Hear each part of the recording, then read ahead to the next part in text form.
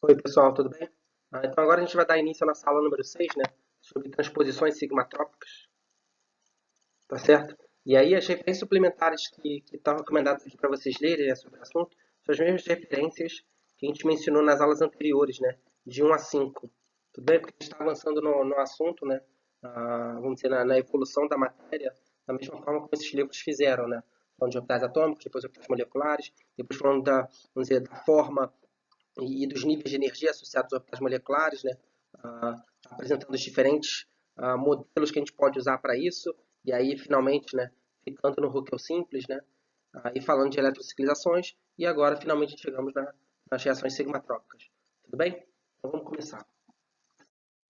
As reações sigmatrópicas, né, elas podem ser definidas, né, como uma reação que envolve a reorganização concertada, tá, dos elétrons ah, ao longo de uma cadeia, né, na qual um grupo conectado a uma ligação sigma, né, ele migra para uma extremidade mais longe de um sistema pi adjacente. Tudo bem? Então, se isso pode parecer um pouco abstrato agora, né, a gente vai dar alguns exemplos para que fique bem claro para vocês o que a gente quer dizer com essa definição. Tudo bem? Então, existem diversos exemplos de transformações sigmatrópicas, a gente vai dar vários ao longo dessa aula, né? E que correspondem então, a diferentes processos topológicos. Então aqui tem quatro exemplos, né? Que são referências, que são referências clássicas, né? Desse tipo de transformação, né? São exemplos clássicos. Tá? Então a primeira delas é o que a gente chama de rearranjo de Cope, tá? Que é definido como um rearranjo sigmatrópico 3,3, onde você tem ah, só carbonos ali, né? Onde tem uma ligação sigma no meio, né? Tudo bem? E aí você tem duas porções vinílicas em relação a essa ligação marcada em vermelho. Tudo bem? E aí a gente pode numerar essas cadeias aqui, né? Eu vou mostrar para vocês. A gente numera elas aqui, a primeira em função dessa ligação que vai quebrar, né? A gente numera elas como 1, 2, 3. E aqui é um sistema diferente. A gente vai chamar de sistema linha, né? A gente chama de 1 linha, 2 linha e 3 linha. Tudo bem? E aí os elétrons se movimentam, a gente quebra essa ligação sigma, que passa a formar uma ligação dupla aqui, né? Essa ligação dupla aqui forma uma ligação sigma, né? E essa ligação dupla aqui, ela migra para uma nova ligação dupla. E aí percebam que a gente forma uma nova ligação sigma aqui, né? Entre as extremidades anteriores, né? 3 e 3 linha. Tá? Então, por isso que a gente chama esse rearranjo sigmatrópico 3,3, porque ele vai formar uma nova ligação ali entre as extremidades, né? Onde cada fragmento dessa ligação sigma, que vai dar origem a dois fragmentos, né? Então, vai formar uma nova ligação sigma ali nas extremidades, ambas contando 3 carbonos a partir da ligação quebrada. Tudo bem? Então, a gente tem aqui um exemplo de uma ligação 1,5, né? Eu não vou numerar, a gente vai falar um pouco mais dessa numeração mais à frente, para ficar cada vez mais claro. Né? Eu só fiz essa primeira numeração para ficar claro para vocês. Mas a nomenclatura que eu estou usando aqui ela é sistemática, então a gente vai usar em função dos números aparecendo em cada fragmento. Né? Então aqui é um fragmento que vai aparecer, né? Esse aqui é o fragmento 1, né? E aqui você teria o fragmento 2, que seria 1. Eu falei que não é numerar, estou numerando. Né? 2, 3, 4 e 5. A gente usa a notação linha só para dizer que são fragmentos diferentes, né? Então aqui você tem um fragmento 1, vou chamar isso aqui de 1 linha. Tudo bem? E aí aqui o que acontece é isso, né? Essa extremidade da cadeia aqui vai recuperar vai atacar o grupo R, né? Essa ligação, eu vou apagar aqui para não ter poluição visual. Essa ligação aqui no grupo R, ela migra aqui, formando uma nova ligação dupla. E essa ligação dupla aqui, ela migra, formando uma nova ligação dupla. Tudo bem? E aí dá origem ao produto marcado aqui à direita da sua seta, da sua dupla seta. Tudo bem? O rearranjo de Claisen ele é muito semelhante ao rearranjo de Cope, só que aqui a gente tem um heteroátomo envolvido na cadeia. Tudo bem? Mas é de novo, né, uma sigmatrópica 3,3. Tá certo? E aí, de novo, aqui os elétrons, né? A gente tem os elétrons se movendo, né? Tem esse par de elétrons aqui da sigma. Eu vou apagar aqui para não ficar poluído. Tá? Tem o elétron ali da ligação sigma migrando aqui para uma nova ligação dupla. Essa ligação dupla aqui migrando para formar uma nova ligação sigma. E essa ligação dupla aqui migrando para formar uma nova ligação dupla. Tá? A gente pode girar, aqui se perceba, né? A gente pode girar, vamos dizer, no sentido horário ou no sentido anti-horário, né? A princípio é equivalente, tanto faz. Mas a gente tenta fazer o movimento das setas, quando possível, de maneira a respeitar a polarização das ligações. Então, entre uma ligação oxigênio e carbono, normalmente o oxigênio é mais eletronegativo, vai ter o par de elétrons ali mais próximo dele. Então é natural você imaginar que uma ligação sigma ali, carbono-oxigênio, né? Começa aqui marcada em vermelho, né? Tá? Você pode imaginar ela como se fosse um par de elétrons no oxigênio. Então, o par de elétrons associados a essa quebra, ele vai normalmente dar origem a essa ligação dupla da carbonila, e é melhor desenhar dessa maneira, esse caso, por exemplo, né, com as setas girantes como eu fiz, e não no sentido contrário. Tudo bem?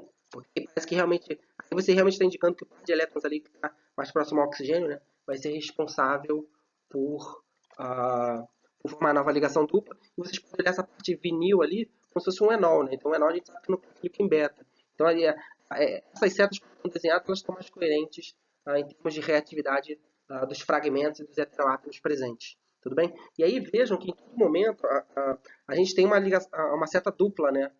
Cada um dos exemplos mencionados aqui. Tá? Então, e essa seta dupla, né, significa dizer que você tem um equilíbrio entre as duas espécies. Né? E aí, normalmente a espécie termodinamicamente mais estável é aquela que vai ser formada majoritariamente. Então, percebam que, nesse caso específico, por exemplo, até no caso da Kleisen, né, o que favorece o equilíbrio ser deslocado para a formação da carbonila, uma ligação C dupla O é muito mais estável do que ligações simples, né, CO. Tudo bem? Então o aldeído é termodinamicamente, né, muito mais estável do que esse éter, né, vinil-alil. Tudo bem? E aí o último rearranjo sigmatrópico que a gente vai mencionar aqui é o rearranjo sigmatrópico Wittig, né, 2,3. Então não confundam com a olefinação de Wittig, né, que é uma reação totalmente diferente.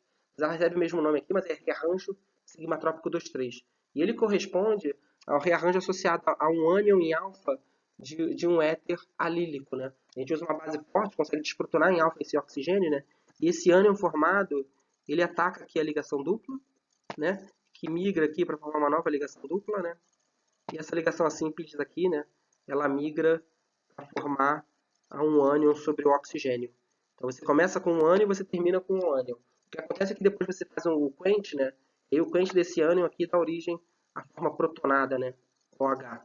Tá? Mas normalmente você começa com carbono e termina com o ânion sobre o oxigênio. De novo, o ânion formado no átomo mais eletronegativo, né?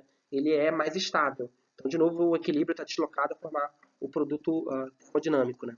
Tá bom?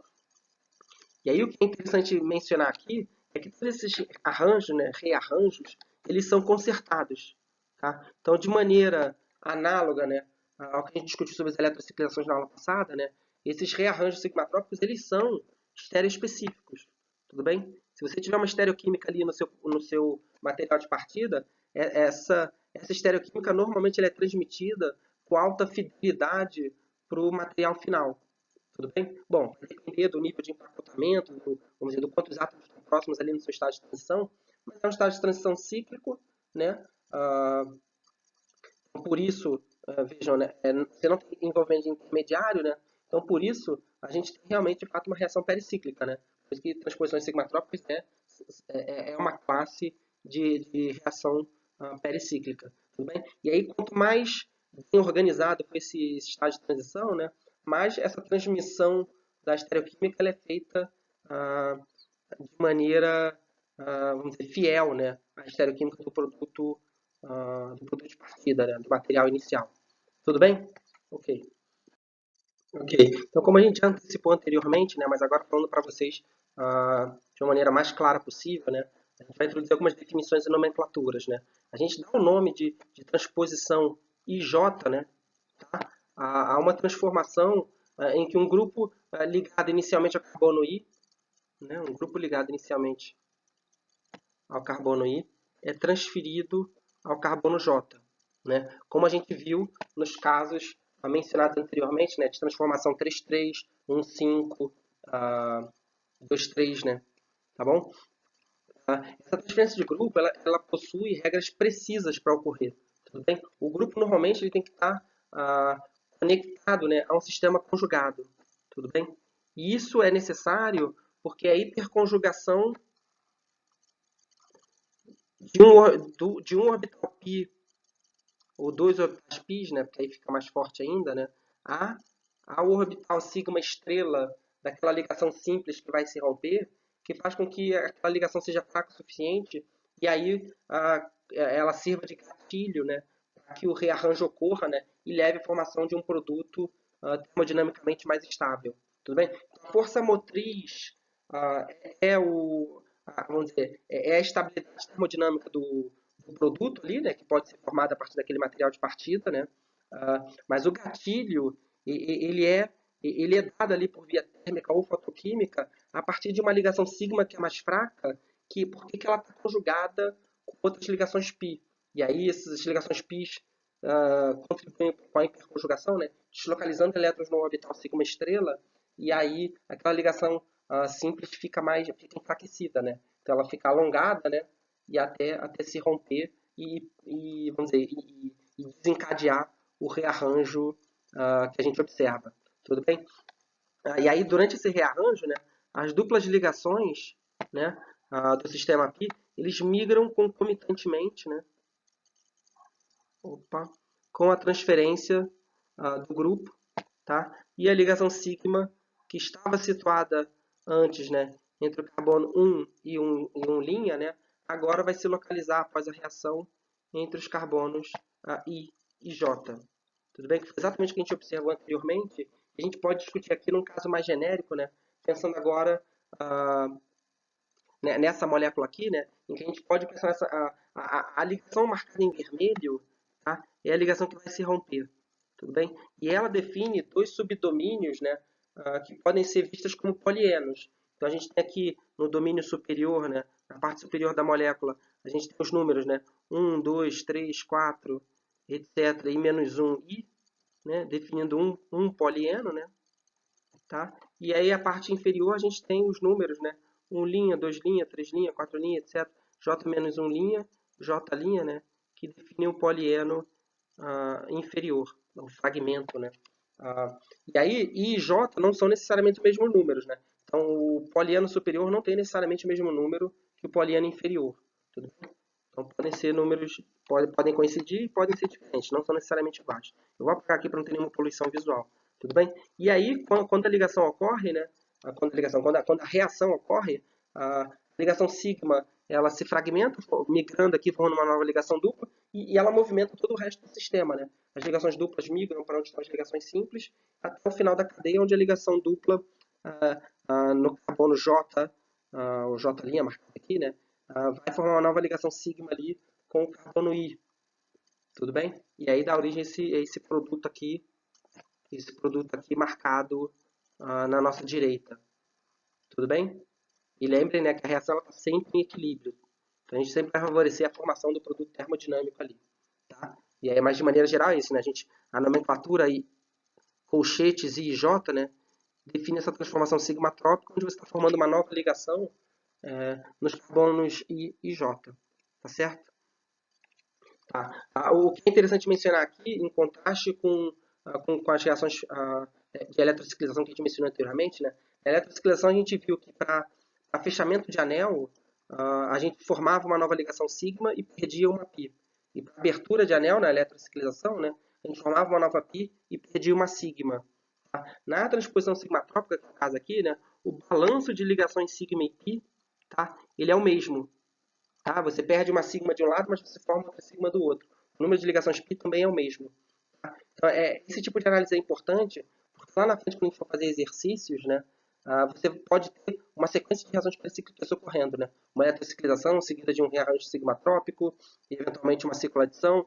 E aí, se você tiver a dúvida de como é que eu chamo, qual é o nome desse processo, quando você conta o nome o número, né, o número de ligações sigmas e π quebradas e formadas, você consegue de maneira inequívoca, né, identificar qual é o processo associado entre essas grandes famílias, porque cada uma delas envolve um número determinado de elétrons de ligações, né? Perdão, de ligações formadas e quebradas, que são diferentes entre si. Então, ao olhar esse balanço, inequivocamente você pode reconhecer se é uma transposição sigmatrópica, se é uma eletrociclização, se é uma cicloadição, tá? Etc. Tudo bem? Ok. Então agora a gente vai começar a deduzir as regras de seleção. Só que para deduzir essas regras de seleção, a gente vai introduzir a nossa, vamos dizer, a nossa metodologia, né? A gente vai começar aos poucos e vai avaliar para alguns casos particulares e depois vai começar a generalizar ela, né? Então, a gente começa com alguns casos, vamos dizer, um pouco mais específicos, né? Mais limitados, e depois a gente vai generalizar ela. Tá? Então, o primeiro caso que a gente vai avaliar aqui é o caso de transposições do tipo 1J. Tudo bem? E aí, para avaliar os orbitais moleculares envolvidos nessa transposição 1J, né, a gente vai admitir que a gente consegue decompor a molécula, né, tá, em dois fragmentos radicalares. Então, isso acaba sendo um exercício mental. Isso não quer dizer que as transposições ciclotrópicas são reações radicalares. Não são. Tá? Assim, algumas até podem envolver intermediários radicalares, mas em geral é uma transformação iônica. Né? A gente representa setas de dupla cabeça. Né? Tá? Isso aqui é um exercício mental para a gente poder vamos dizer, simplificar a nossa análise, e vocês vão ver o que eu quero dizer com isso daqui a pouco, né? Simplificar a nossa análise para que a gente possa olhar os níveis de energia de certos orbitais moleculares em especial. Tá? Essa fragmentação radicalar, ela permite que a gente olhe para um número menor e pequeno, né, de orbitais moleculares ali envolvidos e negligencia as outras possíveis interações orbitalares, né, que vão ser de menor importância. Tudo bem? A gente decompõe essa molécula em dois fragmentos radicalares, né, o grupo migrante, tá? O grupo migrante, eu vou sublinhar aqui inteiro, tá? Ele vai ser considerado um fragmento, né, radicalar, tá? E o resto da molécula, né, normalmente é dado por um fragmento do tipo polieno, né, que também vai ser um radical. Né? Isso quer dizer que a ligação entre o grupo R e a ligação do seu fragmento ali poliênico, né, a gente vai considerar como se fosse uma homólise. Né? A gente pega aquela ligação sigma e dá um elétron para cada um, vamos dizer, dos fragmentos envolvidos. O caso mais simples aqui de grupo migrante, R, né, é por causa do R igual a hidrogênio. Tudo bem?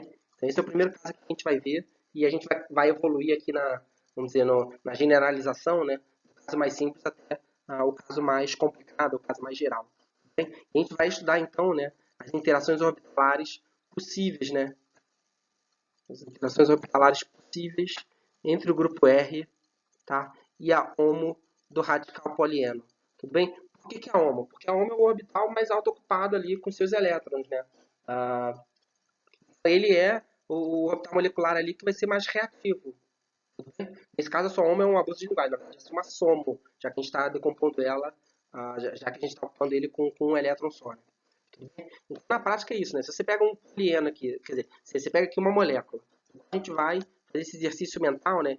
Fragmentar aqui, né, a ligação que está marcada em vermelho, como se fosse fazer a homólise dessa ligação, né? Você vai ter um fragmento poliênico aqui, um fragmento radicalar poliênico, né? E um grupo R também radical. Tudo bem? E aí esse grupo R vai migrar do carbono 1 ao carbono J, que é o que dá, vamos dizer, é o que justamente origina, né, essa transformação sigmatrópica do tipo 1J. Tá certo? Ok. Então, continuando nossa análise, né, sobre transposições sigmatrópicas do tipo 1J, né, tá? Agora a gente vai se interessar, né, em definir quais são as interações que devem ser estudadas. Vai ficar claro para vocês porque a gente está fazendo exercício mental de fazer a homólise da ligação entre o grupo que está migrando e o fragmento poliênico, né? Porque a gente vai considerar dois radicais e não, por exemplo, uma fragmentação do tipo iônica. Tudo bem? Então, algumas considerações que vocês precisam fazer antes da gente revelar isso para vocês, né? Antes da gente descrever em detalhes isso para vocês, tá? É que a gente tem que olhar as interações que são mais estabilizantes. Tudo bem? Essas interações mais estabilizantes, elas vão conduzir a um estado de transição, tá, de mais baixa energia. Né? E aí é uma análise simples, né? Aquela transformação ali que tem um estado de transição de menor energia é a reação mais fácil de ocorrer, tudo bem? Vai ser proporcional ao quanto mais baixo em energia for o seu estado de transição, tudo bem? Considerando as fórmulas de Coulson que a gente introduziu anteriormente, né, tá? Nas nossas aulas passadas, né, a gente tem que o ômodo radical ele é um orbital molecular não ligante de energia alfa. Então isso aqui é o principal e é por isso que a gente está fazendo, vamos dizer, esse Gedanken Experiment, né, como dizia o Einstein, né, esse experimento mental de considerar dois fragmentos radicalares. Quando você pensa que na verdade é um rearranjo de dois radicais, a gente sabe a energia deles e essa energia é alfa. Não só isso, né, a interação entre esses dois orbitais moleculares dos fragmentos que a gente está considerando, ela é uma interação entre orbitais moleculares degenerados. Tudo bem? E essa interação entre orbitais moleculares degenerados, ela é a mais forte possível e vai produzir o orbital mais ligante possível ali, né? A mais estabilizante possível. Tudo bem?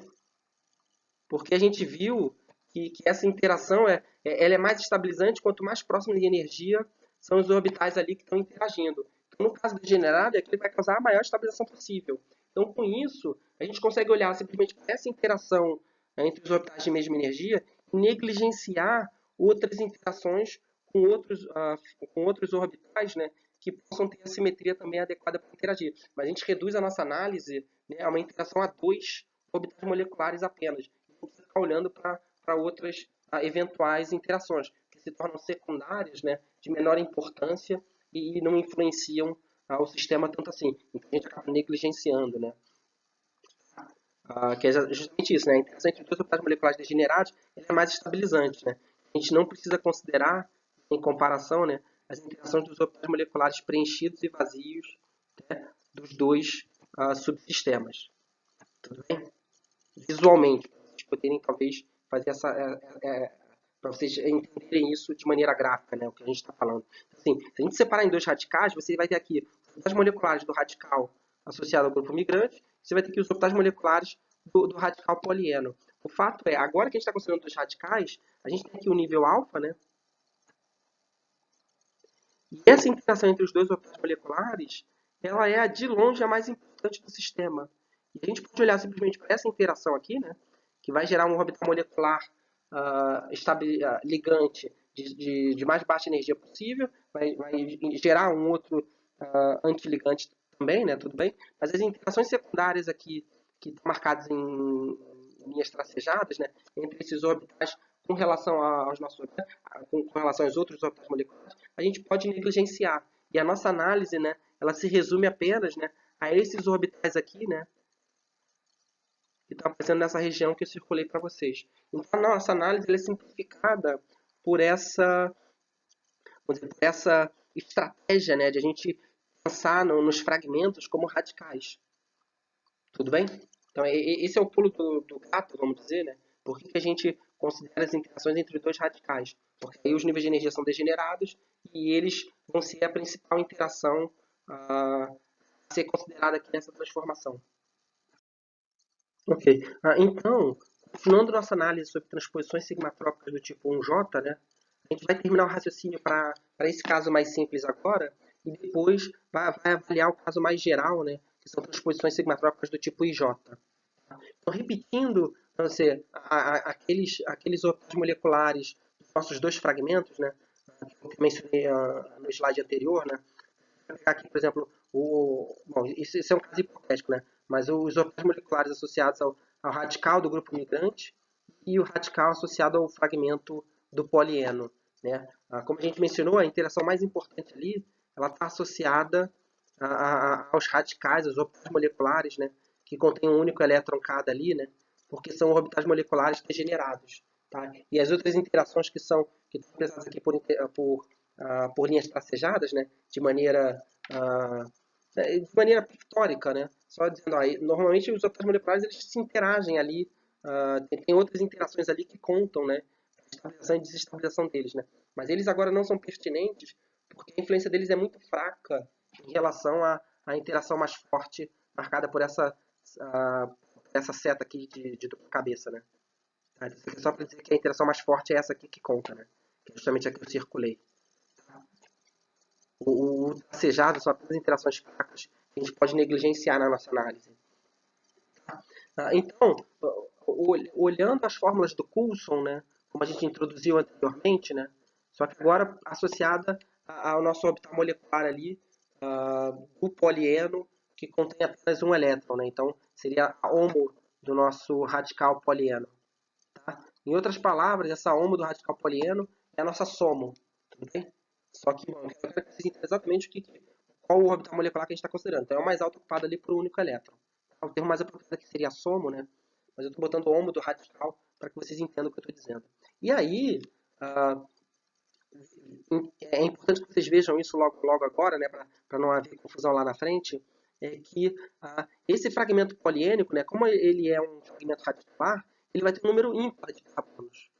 Tá? Então ele vai ter um primeiro átomo ali C1 e vai ter um átomo CJ, né, que vai corresponder ao número ímpar. Esse número ímpar, ele pode ser da forma 4n mais 1 ou da forma 4n menos 1. Tudo bem? Que a gente vai detalhar. Só tem essas duas possibilidades. A gente escreve um número ímpar da forma 4n mais 1 ou da forma 4n menos 1. Tá bom? Agora, outra noção interessante que é importante que vocês tenham desde agora é a seguinte. Esse número J, ele representa o número de carbonos, mas ele também representa o número de elétrons. Tudo bem? Porque você tem um sistema conjugado onde das ligações duplas, cada átomo de carbono contribui, né, com um elétron, e aí você tem um radical não apareado em um deles. Ou seja, você vai ter J átomos de carbono, mas você também vai ter J elétrons. Tá? Em cada um dos casos. Né? Seja para J igual a 4n mais 1 ou J igual a 4n menos 1. Esse número ele representa o número de átomos de carbono do fragmento, mas também o número de elétrons. Então, quando a gente estiver contando carbonos lá na frente, a gente vai estar contando, na verdade, o número de elétrons também. Tá bom? Então, isso é uma coisa que vocês têm que ter em mente. Aí, vamos agora abordar cada um dos casos mais detalhado. Então, no caso do J igual a 4n mais 1, tá? A gente viu que a gente está num caso ali, né, em que o coeficiente do C1 ele é igual ao coeficiente do CJ. Tudo bem? Então, nesse caso, C1 e CJ eles têm os mesmos sinais. Tudo bem? Quando J igual a 4L menos 1, o coeficiente associado ao C1, né, ele está em oposição de fase ao coeficiente associado ao CJ. Né? Em outras palavras, significa que C1 e CJ têm sinais contrários. Opa, eu acho que eu borrei aqui, vou sublinhar melhor, tá? Então, a J igual a 4N menos 1, C1 e CJ têm sinais contrários. Tudo bem? Vocês conseguem se convencer muito fácil disso, né? É só vocês pensarem que vocês estão transmitindo um número plano de nodais ali, né? Você sempre vai considerar o plano nodal ali entre um coeficiente e outro. Então, você sempre vai ter um número ímpar de carbonos, né? Onde nos pares você tem plano nodal. Se você introduziu um plano nodal só, você está no caso 4n menos 1, e aí o seu, por exemplo, seu C3, ele vai estar em oposição de fase. Se você introduzir mais um plano nodal, e você considerar, por exemplo, um fragmento de polieno menor, dois planos nodais. Então, você inverteu duas vezes, o seu polieno, por exemplo, se tivesse só 5 átomos de carbono, ele teria o C5 ali, tá, em fase ao C1. Para cada um plano nodal, você inverte a fase. 4n mais 1, né, ele sempre tem um número par de planos nodais. Né? O fragmento J igual a 4n mais 1, ele sempre tem um número par de planos nodais. Tá? Você inverte duas vezes, você sempre termina o fragmento com C1 e CJ em fase. O 4n menos 1, ele tem um número ímpar de planos nodais. Então você só inverte uma vez na prática. Então seu C1 e CJ eles vão estar com sinais opostos. Tudo bem? Essa é a razão dessa simetria ou antissimetria, dependendo do número de carbonos que a gente considere. Tá? Lembrando que nesse caso, né, que a gente está vendo, né, e isso vai ser pertinente na nossa análise posterior, que o número de carbonos reflete o número de elétrons, tá? do fragmento poliênico. Então, a interação do nosso grupo R que a gente está considerando aqui, na nossa migração do tipo 1J, né, ela vai depender do sistema do polieno considerado. Né? Ela vai ser diferente de acordo, né, com o sistema do polieno considerado. Tudo bem? Então, vamos avaliar o caso mais simples aqui, o grupo R igual a hidrogênio. Tá? Para o caso do grupo R igual a hidrogênio, né, tá? A gente tem um plano aqui definido, tá, pelo fragmento do polieno. Tá? Então, o seu hidrogênio, inicialmente a gente pode ver o hidrogênio como está conectando aqui no primeiro átomo de carbono, vamos dizer o C1, né? E aqui é como se ele tivesse aqui no meio, né? É como se a gente estivesse tirando uma foto dele, né? Enquanto ele está migrando do átomo 1 para o átomo J. Considerando um fragmento, né, poliênico de J igual a 4N mais 1 átomos, né? Tá? A gente viu que quando ele é do tipo, quando o fragmento poliênico é do tipo 4N mais 1, o CJ está em fase com C1. Então, quando ele começa migrando ali com o hidrogênio em fase ao orbital atômico do carbono, né? E ele termina em fase também, né? Pelo mesmo lado do plano. Perceba aqui que o plano, né? Que é definida, né? Pelo seu fragmento poliênico, né? O S, o orbital 1s do hidrogênio, ele está inicialmente do mesmo lado, do lado superior, né? Da face superior desse plano, e ele termina a migração também no lado superior desse plano. Essa migração está sendo feita aqui, né? A gente fala de maneira suprafacial em relação a esse fragmento poliênico, né? C1CJ. Tudo bem? Ou a gente abrevia isso só de maneira supra. Tá? Vocês vão ver daqui pra frente muito supra, aí já antecipando quando falar de antara facial, só antara. É uma versão reduzida para não ficar falando essa palavra tão grande. Tá? Quando a gente tem um fragmento J igual a 4n-1, tá? A gente viu que o fragmento agora poliênico, né? Ele tem os coeficientes C1 e CJ, né, em oposição de fase. Tudo bem? Aqui o C1 está com o lóbulo azul para cima, né? E o CJ está com o lóbulo azul para baixo. Então, C1 e CJ eles são antissimétricos em relação ao plano que corta esse polieno no meio. Eu circulei só para chamar a atenção de vocês, mas vou apagar aqui para não poluir visualmente. E aí, o seu orbital 1s, que está inicialmente aqui fazendo uma ligação, né? Aqui uma interação ligante com o seu átomo de carbono C1, para ele fazer uma nova interação ligante com o CJ, né? Ele tem que migrar, né, para a face inferior do seu plano definido por esse polieno. Então, aqui, de novo, né, um S, como se a gente estivesse batendo uma foto dele no meio do movimento, né, no meio da migração aqui, né, que eu estou pintando de vermelho, mas inicialmente ele estava em cima do C1, e agora para fazer uma nova combinação ligante, né, ele tem que migrar para o outro lóbulo azul do seu polieno. Então ele tem que passar da parte superior do plano definido pelo polieno para a parte inferior. Em relação ao fragmento poliênico, né, a gente diz que essa migração é antarafacial, tá? Ou simplesmente antara, como a gente já mencionou. Tudo bem? Então esse é o caso do orbital 1s, né, do hidrogênio, que é um orbital esférico, né? Ele não muda de fase, tá? No caso de um grupo R igual Quila, Arila, a gente tem outros cenários, porque aí você vai ter um orbital 2p envolvido. E aí você pode ter uma migração suprafacial ou antarafacial em relação a esse grupo R, ou esse átomo de carbono que está ligado ali, associado ali ao grupo R, né, que pode migrar em fase ou mudando ali a fase, né. Tudo bem? É isso que a gente vai discutir na sequência. Então, continuando, né, estendendo um pouco, elevando um pouco ligeiramente a complexidade, vamos considerar grupos R agora, né, que podem ser alquila e arila. Como a gente mencionou, né, aí você já tem um orbital P envolvido, né.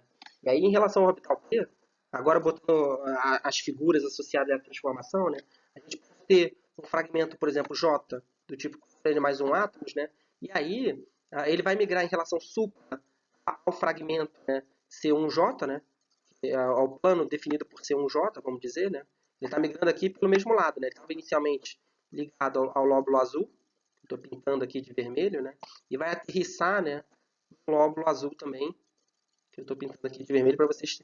Ele é suprafacial em relação a esse polieno definido carbonos C1CJ. Só que aí a sua migração vamos dizer, de uma cadeia do grupo R, né, que é definida inicialmente por um grupo por um orbital 2p, né, ele estava inicialmente conectado com o primeiro e agora ele vai aterrissar também conectado com o último. Tá? Então ele é suprafacial em relação ao polieno, definido pelos átomos de carbono C1 CJ, mas é suprafacial em relação a ele também, né? Ele estava inicialmente aqui conectado em fase e vai aterrissar conectado em face. Então aqui é uma transformação do tipo suprafacial, o que a gente pode resumir como supra-supra. A gente pode ter o outro caso, em que ele é suprafacial em relação ao plano, né, definido pelo polieno, né, átomo C1, CJ, mas aí tem uma inversão. Ele começa inicialmente aqui, né, em fase com o lóbulo azul, né, daí ele começa a girar e aterrissa, né, aqui, né, com o lóbulo branco, e aí o lóbulo azul para cima, né, que eu estou pintando de vermelho aqui, aterrissa com o lóbulo branco para cima, porque nesse caso o nosso polieno é J do tipo 4N-1 átomos, né, e aí o nosso polieno ele é antissimétrico em relação ao plano definido do meio, né. O C1 e CJ, nesse caso, eles têm oposição de fase. E aí, para que você faça passe de uma ligação, de uma interação ligante para outra interação ligante, é importante que esse átomo de carbono ele se inverta durante o processo. Tudo bem? Então, aí, nesse caso, como você começou conectado pelo lóbulo azul, né, do seu orbital do espectro que está migrando, e terminou conectando com o lóbulo branco, né, a gente está fazendo aqui uma inversão, né, a gente está invertendo a conectividade ali em função desse orbital do P. Esse processo agora é chamado de antara facial em relação a ele. Esse aqui é um exemplo, né, de processo, né, antara facial suprafacial, ou de maneira simplificada, né, antara supra. Tudo bem? A gente pode ter, no caso de um fragmento do tipo J igual a 4N mais 1, né, a gente pode ter uma dupla inversão. Né? Seu orbital 2p aqui ele pode estar inicialmente em fase, né, com o seu carbono C1, azul com azul, e aí ele começa a girar e termina aqui embaixo, né, conectado lóbulo branco com lóbulo branco e o lóbulo azul apontando para cima. Então você passa de novo, uma interação ligante para outra interação ligante, mas agora você está reagindo de maneira antara em relação ao orbital 2p do fragmento que está migrando e de maneira antara em relação ao seu polieno.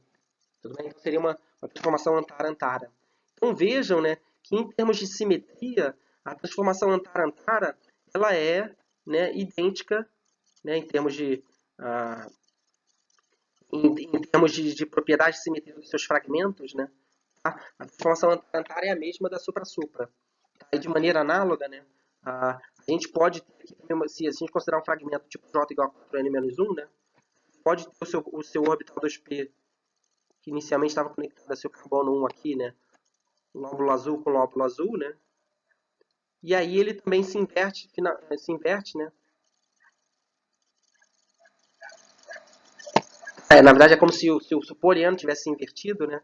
E aí você termina com o lóbulo azul também conectado com o lóbulo azul. E percebam que dessa vez, né, como o orbital 2p inicial ele está fazendo uma interação ligante com o lóbulo azul, ele termina fazendo uma interação ligante também com o mesmo lóbulo azul dele, né? Essa transformação é superfacial em relação a ele. Só que o polieno C1CJ ele começava fazendo a interação ligante com o lóbulo azul que está para cima, né? Que está para a face para cima, definido pelos planos, pelo plano que contém esse polieno C1CJ. Ele está fazendo a interação pela parte de cima e termina fazendo a interação pela parte de baixo, antarafacial em relação a ele. Tá? Em analogia à interação que a gente falou, né? Sempre que os fragmentos ali têm simetria para interagir de maneira supra-supra, para reagir de maneira supra-supra, ele também vai ter simetria para reagir de maneira antara-antara. E aqui é análogo, né? Sempre que os fragmentos têm simetria para reagir de maneira antara-supra, eles também têm inversamente, né, simetria para reagir de maneira supra-antara. Tudo bem? Então, daqui a gente já define, já deriva, né, uma característica desse processo, é que sempre que supra-supra for possível, antara-antara também é. E sempre que antara-supra for possível, supra-antara também é. Tudo bem? E o que é interessante observar, né, é que o processo antara, né, antara facial, envolvendo o grupo R, tá? Como a gente está invertendo o grupo R, a gente está girando ali o orbital 2p, né, uma consequência disso é que a gente tem a inversão da configuração em relação à ligação CC, né, do material de partida. Eu estou sublinhando isso para tentar fixar isso na cabeça de vocês, né? Então percebam, né? Se esse carbono que está migrando, ele faça parte de um centro estereogênico, né? Uma estereoquímica marcada ali, seja uma molécula a, a enantiomer enriquecida, né? Quando você migrar, tá? Você vai fazer a inversão naquele centro, tá? E se tudo correr bem, o estado de transição for bem, ah, for bem organizado, bem estruturado, você normalmente vai recuperar o mesmo excesso enantiomérico ali, ah, associado à inversão da estereoquímica, né, desse centro. Tudo bem? Foi o que a gente falou, né? Essas transformações, elas são estereoespecíficas, né? Então você vai transmitir essa estereoquímica, né? Só que você vai inverter ela. Tudo bem? Como, por exemplo, a gente pode fazer um paralelo aqui que seria uma reação do tipo SN2. Tudo bem? Normalmente é uma reação que você inverte a estereoquímica, né? Aqui é o mesmo caso. Tá certo? Ok. Vamos agora expandir nossa análise, né, realmente para um caso geral, né, que são as transposições sigmatrópicas do tipo IJ. Tudo bem? Então, nesse caso, os cenários possíveis que a gente vai avaliar, né, eles são um pouco mais numerosos, mas eles podem ser igualmente estudados. Tá? O que a gente vai fazer é que a gente vai, de novo, né, seguir essa estratégia geral, né, a gente vai dividir ah, o poliano inicial em dois sistemas, em dois fragmentos, né, radicalares, né, com I átomos de um lado e J átomos do outro, tá? De maneira independente, né? Tudo bem? E aí a gente vai estudar as interações entre essas somos, né?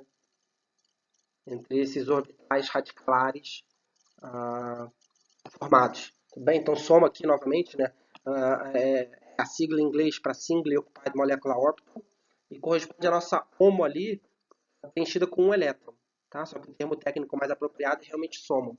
Então, a gente vai fazer essa fragmentação, considerando dois fragmentos agora, com I átomos de carbono de um lado, J átomos de carbono do outro, que são fragmentos radicalares, né? E a gente vai estudar essas interações. O caso 1, que a gente pode mencionar, né? Vamos imaginar que o fragmento I ele tenha 4N mais 1 átomos. E o fragmento J ele tenha 4M mais 1 átomos, né? N e M não precisam ser o mesmo número, mas eles são escritos da mesma forma, né? Nesse caso, a gente vai ter o fragmento associado aí, ele vai ser simétrico, né? Vejam o coeficiente associado a 1, né, ao átomo 1, ele está com o lóbulo branco para baixo, e o coeficiente associado aí está com o lóbulo branco para baixo. Então, os orbitais atômicos associados a carbono 1 e carbono I, eles estão em fase. Tá? O fragmento J, por ele ser do mesmo tipo que o fragmento inicial, né, ele também vai ter o coeficiente associado ao carbono 1' né, em fase com o coeficiente associado a carbono J'. Tudo bem? E aí, nesse caso, bom, eu só circulei aqui para ficar claro para vocês, mas vou apagar aqui para não poluir o desenho, né? Então, nesse caso, a gente tem uma ligação sigma formada pela ligação vermelha aqui, marcada em vermelho, né? Tá? Que é uma ligação que vai se romper, a gente vai ter a migração das ligações duplas concomitantes, né? E vai formar uma nova ligação vermelha aqui, né? Na outra ponta ali. Tudo bem? Só que nesse caso, como os orbitais eles já estão em fase, né? Os dois orbitais ali da outra ponta já estão em fase, tudo bem? Na prática, o rearranjo pode ocorrer sem precisar, vamos dizer, mudar a posição relativa dos fragmentos. Então, uma interação suprafacial, né? Ou supra-supra, de maneira resumida, tá? É suficiente e é a interação necessária ali para que esse arranjo aconteça. Tá? A gente contabilizar o número total de elétrons envolvidos nessa molécula como um todo, né? A gente tem que contar o número total de átomos ali, né? E isso corresponde ao número total de elétrons, né? Tá? O número total de elétrons que a gente vai ter, I mais J, igual a 4K mais 2, né? Mas pode ser escrito da forma 4K mais 2. Por quê? 4N mais 1 mais 4M mais 1, né? Vai ser 4 que põe evidências N mais M, aí a gente pode definir um novo índice, K, né? E 1 mais 1 igual a 2, tá? Então, o sistema todo ele tem 4K mais 2 elétrons pi associados. Tá? Então, o outro caso 2 que a gente tem agora, né, são os fragmentos, né, outra situação que a gente pode ter, são fragmentos, um fragmento com 4N-1 elétrons, né, e outro fragmento J, né, dos J átomos, né, com 4M-1 elétrons. Tá? E aí, nesse caso, né, o coeficiente associado ao carbono 1 ele está com o lóbulo branco apontando para baixo, e o coeficiente associado ao carbono I está com o lóbulo azul apontando para baixo. Então significa agora, né, que eles são antissimétricos em relação ao plano que corta o polieno no meio, né? Tá? Então, esse fragmento 4n-1 ele é antissimétrico. E de maneira análoga, né, porque o fragmento abaixo ele é do mesmo tipo, né, escrito como 4m-1, a gente tem aqui o lóbulo branco apontando para cima no carbono 1', né, e tem o lóbulo azul apontando para cima no carbono J'. Então percebam que esse fragmento ele também, né, escrito da mesma forma como o anterior, ele tem a mesma cara, né, que o fragmento anterior. Ele é antissimétrico em relação ao plano que corta esse fragmento no meio. Tudo bem? Bom, isso foi só para chamar a atenção para vocês esses atributos, mas agora eu vou apagar para não fazer a poluição visual aqui, né, do desenho. E de novo, né, você tem uma ligação sigma formada entre os carbonos 1 e 1' aqui, né, que vai ser quebrada, vai ter migração concomitante das ligações π alternadas, né, que não estão sendo explicitados aqui, mas eles estão nessa cadeia, né? Essa cadeia aqui está sendo representada de maneira genérica, né? Com essas curvas aqui, assim como no caso anterior também, né? Por favor. Aí essa ligação sigma ela é quebrada, né? E a gente forma uma nova ligação sigma aqui nas extremidades opostas. Né? Aqui eu estou reforçando em vermelho aqui para que vocês tenham essa visão bem clara. Só que, de novo, né? Aqui os dois átomos de carbono ali, terminais de cada fragmento, eles já se encontram, né, em fase um em relação ao outro. Então essa interação ela também é supra-supra. Tudo bem? Uma interação supra-supra também permite essa a formação dessa ligação, desse rearranjo. O que é interessante agora é que se a gente somar I mais J, né, tá? I mais J também pode ser escrito agora, né, como da forma K mais 2, sendo esse o número total de elétrons, né? Então, para vocês se convencerem disso matematicamente, eu vou ter aqui uma breve explicação, né? Tá? Se a gente somar I mais J, o que a gente vai ter é 4 que multiplica N mais M menos 2. Só que se a gente definir agora um índice K, né? Definir um índice K como N mais M menos 1, né? Normalmente N mais M, né? N e M são números grandes, né? Então N mais M menos 1 normalmente são sempre números positivos, né? Eles vão ser também, pode ser diversos elétrons. Mas agora a nossa soma N mais M, então, né? Pode ser reescrita como índice, né? K mais 1. Tá? Quando a gente substituir K mais 1 né, nessa expressão inicial aqui de N mais M, né? Tá? A gente vai ter 4K mais 4 menos 2. Então, I mais J também pode ser escrito, né? É só uma reescritura para esse número total de elétrons, né? I mais J também pode ser escrito como da forma 4K mais 2. Tá? Então, vocês percebam que ambos os processos, né? Tá? Eles possuem 4K mais 2 elétrons.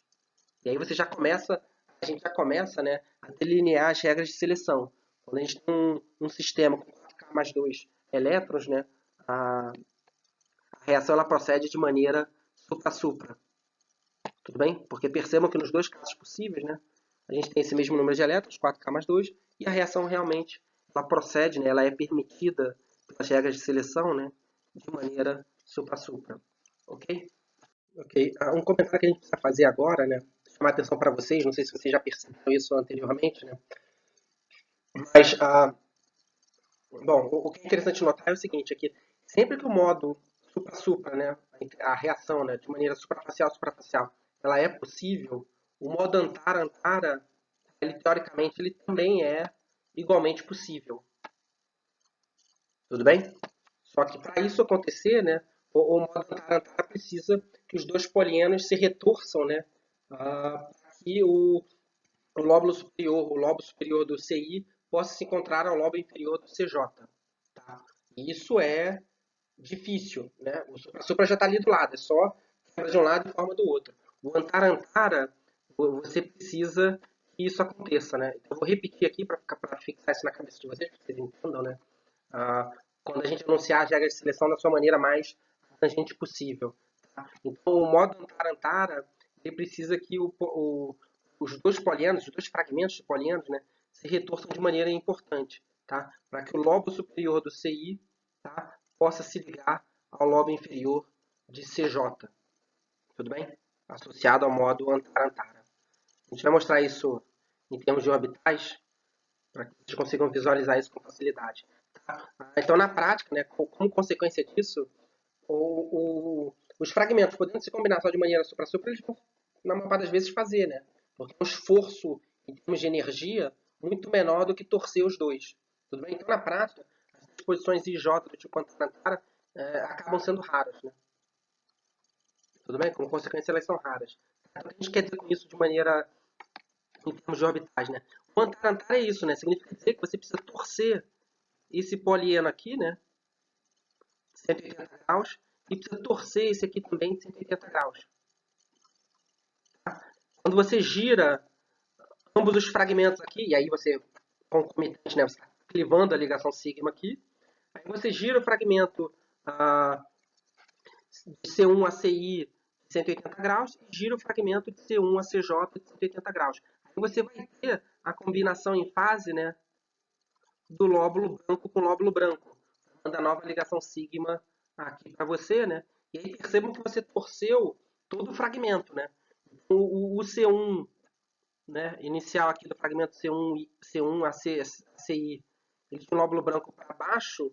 Quando você torceu ele, ele vai apontar o lóbulo branco para cima.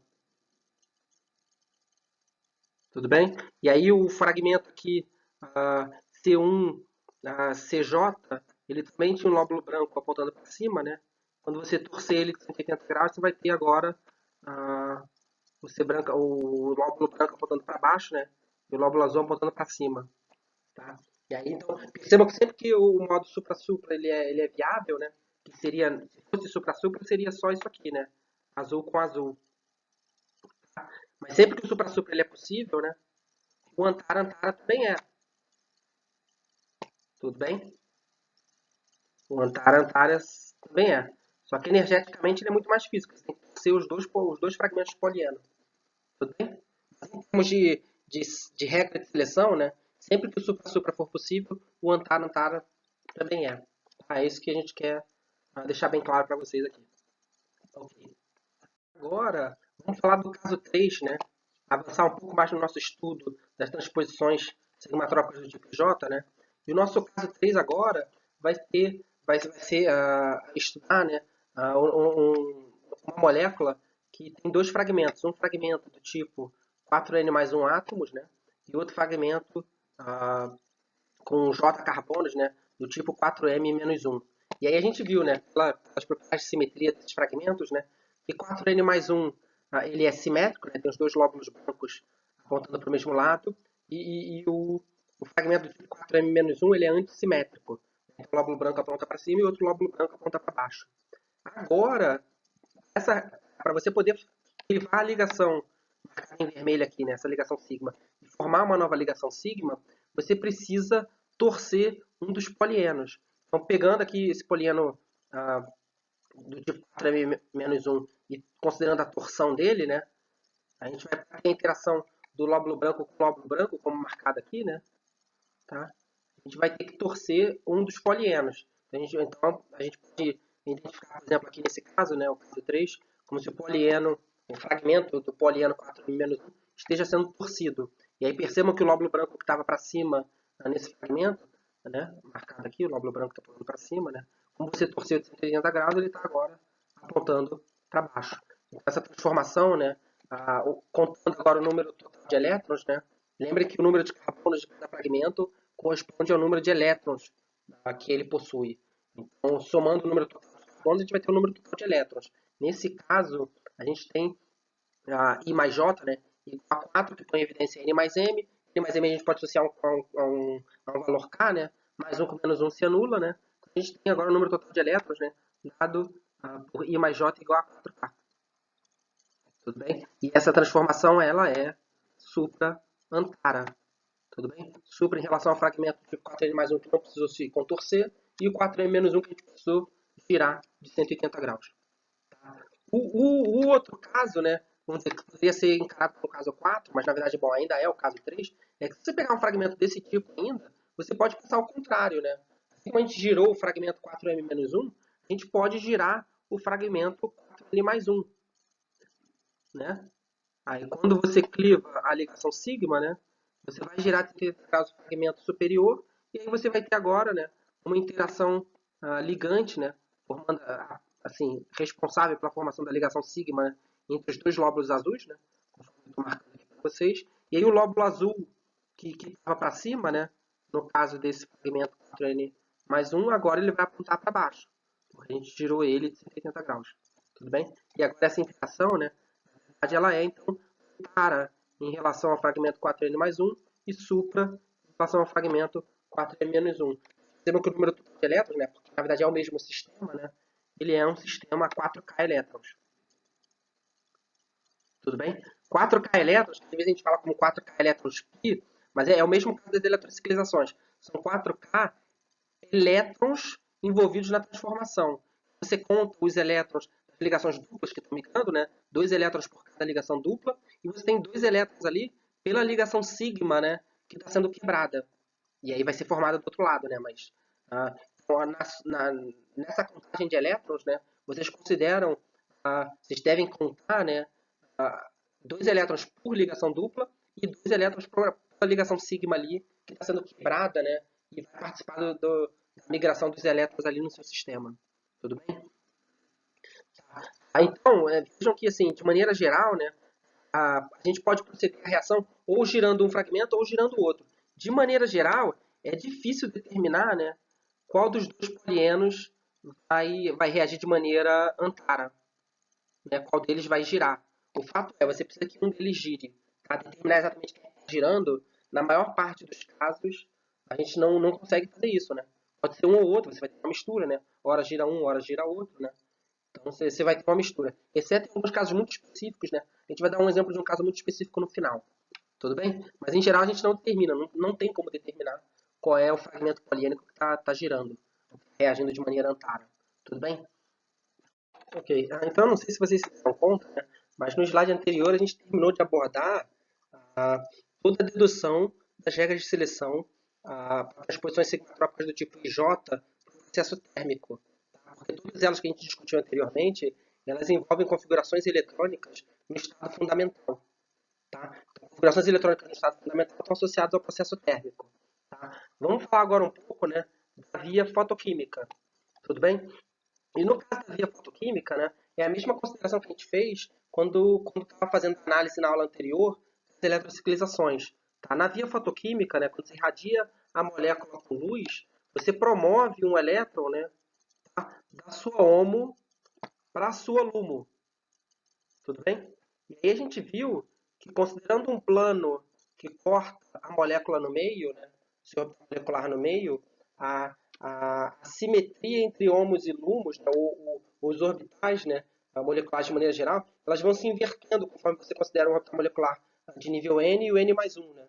Então a HOMO, se ela fosse simétrica, a LUMO é antissimétrica. Se a HOMO é antissimétrica, a LUMO se torna simétrica. Então você vai acessar um orbital molecular de simetria oposta ao que era da sua HOMO, né? Tudo bem? E aí as suas regras de seleção, elas vão poder se inverter. Tudo bem? Que é a mesma conclusão que a gente já tinha visto para as eletrociclizações.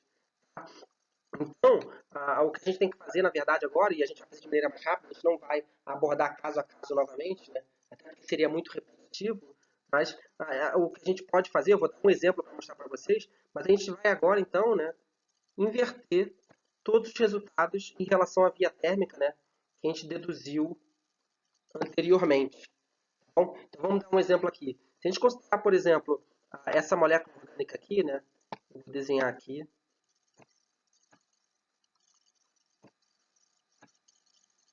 Tá? É um butadieno contendo uma metila, né, na extremidade. Você tem um hidrogênio nessa metila aqui que eu vou botar vamos dizer, desenhado de maneira explícita. Tudo bem? Se a gente faz ela de maneira térmica, né, esse processo ele é supra-supra. Por quê? Porque a HOMO associada ao orbital molecular que a gente considera, né, o coeficiente do seu C1, né, ele está em fase com o coeficiente do C5. Então, para a migração do hidrogênio ocorrer, ela ocorre de maneira supra-supra. Né? Em termos de mecanismo, né, a gente faria o mecanismo da reação, né, seria isso aqui, né? A ligação dupla pega o hidrogênio, essa ligação aqui, essa ligação sigma vira para cá, essa ligação dupla, né? E essa ligação dupla aqui migra, formando essa ligação aqui. Tá? Então, esse seria o mecanismo da reação. Certo? Em termos de orbitais moleculares, pela via térmica, é isso aqui. Aqui não estão representados todos os orbitais moleculares. Na verdade, tem mais um aqui, né? Que estaria vazio, né? Que está vazio, que a gente não está representando. Mas, na verdade, você tem aqui 5 carbonos, você vai ter 5 orbitais moleculares para esse fragmento poliênico. Tudo bem? Só que aí, bom, a HOMO é esse orbital molecular aqui, né? Que eu estou circulando para vocês. Tá? Com o coeficiente do carbono 1 igual ao coeficiente do carbono 5. Né? Igual no sentido assim, estão em fase. Tá? Bom, isso é iguais também. Tá? No caso do fotoquímico agora, né, porque você promoveu um elétron ali para a sua LUMO, né, tá? A sua HOMO ela era simétrica em relação ao plano que corta o poliano no meio, a sua LUMO vai ser antissimétrica. Se vocês olharem aqui, né, essa aqui é o molecular da sua LUMO, né? Só que você tem o C1 globo azul apontando para cima e agora o coeficiente do seu carbono 5 está com o globo azul apontando para baixo. Então, esse processo fotoquímico, né, ele tem que ocorrer de maneira supraantara. Tudo bem? Ele vai ser supra em relação ao orbital 1s do hidrogênio, né, porque ele não tem diferença ali de planos, né, mas vai ser antara em relação ao fragmento poliênico. Tudo bem? Vocês vejam que agora, né, a regra de seleção inverteu, a descrição dessa reação se inverteu. E aí, fazendo isso de maneira sistemática, nos casos anteriores que a gente viu detalhadamente, né, para o caso térmico, né, a gente obtém que o fotoquímico vai ser o oposto. E a gente consegue deduzir as regras de seleção. Tudo bem? E as regras de seleção podem ser vistas nessa tabela. Né? Se você tem o número total de elétrons envolvido no processo igual a 4K, na via térmica, esse processo é supra-antara ou antara-supra, né? Lembrando que, na maioria esmagadora das vezes, a gente não consegue determinar quem está reagindo de maneira antara, quem está reagindo de maneira supra, né? Ou vice-versa. Tá? No caso fotoquímico, né, essa transformação envolvendo 4 elétrons, né, ela vai ocorrer de maneira supra-supra. Você viu que antara-antara também é teoricamente possível, né? Mas por envolver uma grande torção dos dois fragmentos da sua molécula, né, ele é geometricamente, espacialmente, né, difícil de ocorrer. Mas, mas ele é permitido em termos de simetria de orbital molecular. Quando a gente tem um número total de elétrons envolvidos no processo igual a 4K mais 2, né, a via térmica, né, ela se processa de maneira supra-supra, ou antara-antara, né, a gente já mencionou, são equivalentes em termos de simetria de orbitais moleculares. E aí, num processo com 4K mais 2 elétrons total envolvido, né, o processo fotoquímico ele ocorre dessa vez, né, de maneira oposta ao que a gente escreveu para o processo térmico, vai ser de maneira supra-antara ou antara-supra. Essa tabelinha aqui, ela representa as regras de seleção para transposições sigmatrópicas IJ, tudo bem? E toda a discussão que a gente fez até agora, né, foi para poder concluir sobre, sobre essas regras de seleção que a gente está apresentando aqui, né, para que vocês consigam entender e até reconstruir se necessário, ou até memorizar de maneira mais fácil. Bom, eu posso até ensinar uns truques para vocês memorizarem as regras de seleção. Tá? Eu vou falar isso nos próximos slides, quando a gente começar a dar os exemplos. Mas saibam que, como um é o oposto do outro, né, você basta saber um que você consegue deduzir os outros. Então, se vocês lembrarem, por exemplo, o processo, a reação sigmatrópica com 4K mais 2 elétrons, ela é supra-supra, você consegue deduzir os outros porque são todos os opostos, né? Então, o processo fotoquímico vai ser o oposto, vai ser supra-antara. Aí, se 4K mais 2 no fotoquímico é supra-antara, no 4K vai ser supra-supra.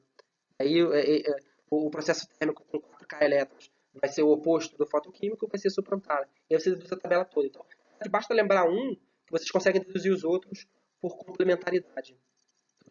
Mas isso vai ficar cada vez mais fixado, né? Conforme a gente for falar de exercícios e dar mais exemplos. Tá bom? Então, vamos seguir adiante. Ok. Vamos falar agora, então, do caso dos íons. Tudo bem? Então, o caso dos íons, eles têm que ser tratados, né, de maneira idêntica a qualquer molécula, na verdade, né? Ele faz a contagem dos elétrons, né? O cátion, ele faz parte do sistema conjugado, mas não contribui com nenhum elétron, porque é um orbital vazio. E o orbital atômico que contém a carga negativa, né? Ele também está conjugado, mas ele contribui com 2 elétrons, né? Mas aí vocês contam os elétrons que estão envolvidos na transformação E aí, com isso, vocês conseguem deduzir as regras de seleção envolvidas para a transformação iônica considerada. Tá? Foi exatamente essa consideração que a gente fez também no caso das eletrociclizações, né? Aqui é de maneira... vocês têm que proceder da mesma maneira. Tudo bem? O que é interessante que vocês notarem, é só em termos de nomenclatura, né? É que esses rearranjos agora de transposições sigmatrópicas, no caso dos íons, né? São de maneira geral chamados, né, reconhecidos, né, como rearranjos de Wagner-Merwein. Tudo bem? O mais famoso deles são os rearranjos do tipo 1,2, tá? Envolvendo cátions. Tudo bem? Então, bom, esse é o primeiro exemplo que a gente vai dar aqui, né? Você pega aqui um cátion, né? A vizinha é uma ligação sigma, né? Essa ligação sigma aqui, ela contém dois elétrons, né? Então, no cátion, o que acontece é que muitas vezes, simplesmente essa ligação sigma, né? Ela migra para o átomo vizinho. Tudo bem? Então, esse processo ele é um processo térmico, né? Envolvendo dois elétrons, só dessa ligação sigma aí, né? Que está migrando, né? Então, a gente está no cenário, né? De uma transformação, de uma transposição sigmatrópica 4K mais dois elétrons envolvidos, né? Para K igual a zero. Tá? E aí, então, nesse caso, o processo térmico 4K mais 2 ele é do tipo supra-supra, tá certo? Outros exemplos incluem, por exemplo, o caso desse ânion agora, né? Em que a gente tem essa ligação sigma, né? Que contribui com dois elétrons, e agora você tem o ânion, né? Que está duplamente ocupado aqui com dois elétrons, tudo bem? E aí, esse ânion ele captura o grupo R, né? E esse par de elétrons aqui vai parar sobre o carbono. Tudo bem? Um processo térmico envolvendo quatro elétrons, né, ela procede de maneira suplementar. Tudo bem? Como aqui a gente está de um polieno, né, que tem dois átomos, ele não vai proceder em relação a ele. Em relação a esse fragmento, né, ah, pelos carbonos 1 e 2, né, ele é supra em relação a ele, o grupo R que vai se inverter. Tudo bem? Mas aí a gente tem um processo então suplementar térmico a quatro elétrons, né, dando origem a esse produto aqui desenhado na sua direita. Se a gente tiver um sistema mais longo agora catiônico, né, por exemplo, essa ligação sigma aqui, que contém dois elétrons, uma ligação dupla, a gente desenha essa ligação dupla reta aqui, né, porque a gente não está entrando no mérito se ela é cis ou trans. Tá? Isso não tem nenhuma importância para a gente nesse contexto. Tá? Então, enquanto tem uma ligação dupla qualquer, né, independente da geometria dela, se é cis ou trans. E aí um cátion. Tá? Só que nesse caso, então, a gente tem a migração aqui do par de elétrons ao cátion, né? Tudo bem? Considerando também o movimento simultâneo da ligação dupla para essa posição aqui. Tudo bem? E aí, esse processo ele também envolve quatro elétrons, né? Quatro elétrons, segundo nossa regra de seleção, o processo térmico, né? É um processo supra-para, né? E aí você obtém esse cátion aqui, né? Que ele pode, que ele pode ser escrito, né, na sua forma de ressonância, né? A forma de ressonância associada a ele, né? Também é esse cátion desenhado à direita aqui. Que na prática parece que formalmente o grupo R só foi deslocado do átomo 1 para o átomo 4, né? Mas na verdade a ligação dupla aí está participando do processo. Tudo bem? Bom, são só alguns exemplos para vocês. Né? A sigmatrópica 1,2 com cátion, né? Ela é a mais famosa de todas. Em geral é aquela que a gente mais se refere como rearranjo de Wagner-Merwein. Bom, mas existem outros, como vocês podem ver nesses últimos dois exemplos que a gente deu aqui. Os íons considerem de maneira igual ao caso anterior, né, só fazendo a contagem dos elétrons de maneira apropriada. Né? O cátion não contribui com nenhum elétron, mas é um orbital que se alinha, que está conjugada ao resto da molécula, né? E o ânion está conjugado e possui dois elétrons. Tá bom, eu estou me repetindo aqui, mas é para ter certeza que vocês entenderam e fixaram bem esse conteúdo. Tá bom? Então vamos lá, vamos adiante. Ok, vamos considerar alguns casos adicionais de transposições sigmatrópicas envolvendo íons, tá? Vamos pensar agora, por exemplo, nesse caso desse ânion aqui, né? Onde você tem uma ligação sigma, né? Carregando o grupo R, depois uma ligação dupla e depois o carbono que tem a carga negativa, né? Então, na verdade, a gente tem aqui um sistema com 6 elétrons, né? Um par de elétrons, 2 elétrons pela ligação sigma, 2 elétrons pela ligação dupla e 2 elétrons responsáveis que dão origem ao ânion. Né? Então, esse processo de transposição sigmatrópica, sendo promovido pela via térmica, né? ele envolve 6 elétrons, né? E aí, nesse caso, ele ocorre de maneira supra-supra. Tudo bem? Se vocês pensarem de movimento dos elétrons, né? A gente pode fazer as setas aqui, né? Do ânion atacando o grupo R. Esse par de elétrons da ligação sigma vem para cá, dando origem a uma nova ligação dupla, né? E essa ligação dupla aqui se desloca, dando origem a um ânion nesse carbono aqui. Tá bom? E aí, o produto direto desse rearranjo que a gente acabou de escrever, né? É dado por essa estrutura aqui que eu vou desenhar. Tudo bem? Desenhar com essa canetinha aqui não é uma coisa muito rápida, né? Agradeço a paciência de vocês. Um segundo aqui a gente termina. Tá bom?